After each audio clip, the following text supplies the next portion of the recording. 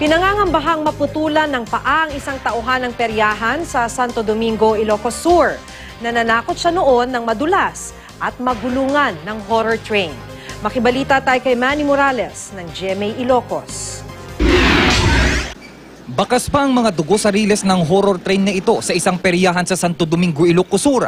Na-aksidente rito ang 18 taong gulang na si Rodolfo Senopera na empleyado roon. Base sa investigasyon, nananakot lang noon si Senopera sa mga sakay ng horror train. Pero pag-akyat niya sa tren, aksidenteng nadulas ang kanyang kaliwang paa sa kaniipit sa gulong na bakal ng tren. Natok ko na talaga di ko sa akin. Kasi nalalatan. Nasa Regional Hospital sa La Union ang biktima at pinangangambahang maputulan ng paa.